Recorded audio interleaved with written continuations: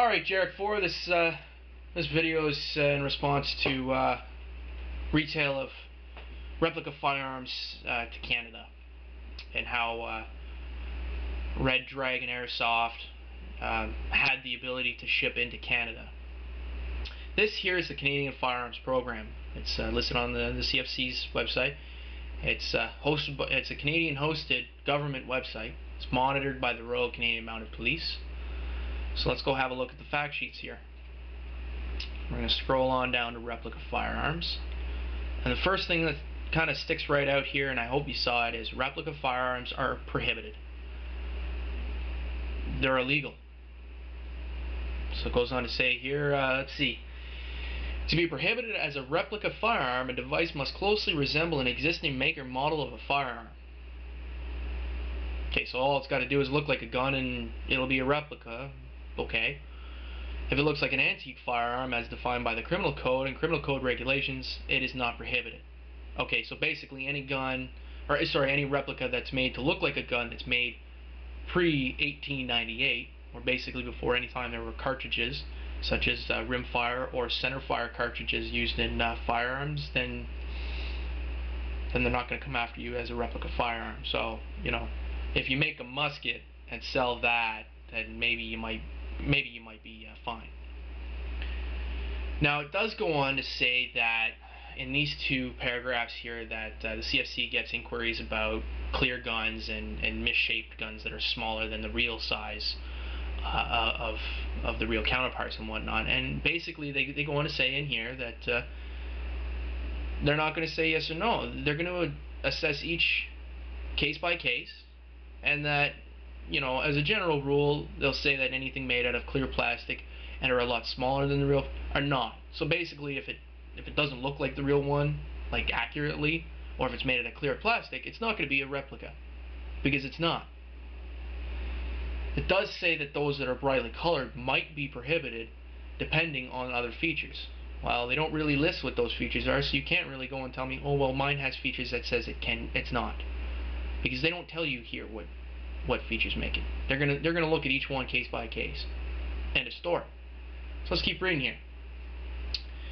Now you keep bringing up this firearms business license, your BFL. Well, here's the thing. This little snippet says, if you are a business, you may possess, acquire, or import replica firearms only if you have a valid firearms business license that allows you, sir, to possess prohibited device for an approved purpose. We're going to get back to what those approved purposes are, because we're going to go down here and we're going to keep reading just a little bit more. So lending or borrowing replica firearms. Okay, so let's start reading this. You cannot sell or give a replica firearm to an individual or to an unlicensed business. Wait a minute. Did you get that, Jarek4? Look, you can't. Here, I'll highlight it for you. You cannot sell or give a replica firearm to an individual or to an unlicensed business. Okay, so that's pretty black and white right there, buddy. Let's continue reading what the rest of it has to say here. However, you can lend a replica firearm to a person who borrows it specifically to fulfill their duties or employment in a motion picture, television, video, or theatrical or publishing activity. So basically the film industry is one of those approved purposes for that specific BFL that you keep claiming about. Another reason you can lend out a replica firearm is a certified instructor who wants to use it to teach the Canadian Firearm Safety Course and the Canadian Restricted Firearm Safety Course. You're not going to find anyone really in that area, simply because there are devices created solely for those purposes. There are designated replica firearms for that purpose, for teaching those programs. They're generally solid plastic. They're usually brightly colored blue for handling.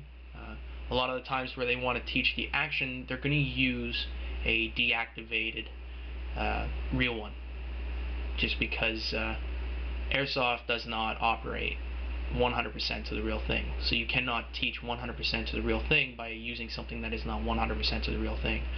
While airsoft looks and feels real, it doesn't operate the same way. An M4A1, for example, specifically a Tokimori, you don't have an operating bolt catch, you don't have an operating bolt, you can't change out your cylinders. There's a lot of practicality and a lot of use there that you just can't use to teach. So there's no point to it. Now here's the thing. You keep going on about Airsoft Canada, you keep going on about how you got flamed, and you need to grow up. You need to stop crying like a little baby and grow up. If you do not want to sell to Canada, great, because we don't want you selling up here. It's illegal, it's promoting an illegal act, and it's creating a bad image for airsoft in this country. We have enough trouble trying to keep our sport clean, trying to keep our sport safe. We don't need someone who's going to be going around spouting out a bunch of lies, giving people wrong information. Because the problem is if you give someone the wrong information, they might end up hurt, or worse, even dead. You start selling it to kids, say. They get the bright idea, they'll just paint that gun black. They go out to show their buddies at school. Next thing you know, while he's shooting 6mm white plastic pellets at a cop, the cop is shooting a 9mm piece of lead. It's not a pretty picture. It might sound a little over-exaggerated from me right now, but the sad fact of the matter is it's true. It happens in Canada, it happens in the States. That's the biggest danger with these devices. Now, if you want to sit there and cry like a little baby, I'm just going to sit here and laugh. Quite honestly. Grow up, man. Grow up. And stop selling illegal items to Canada.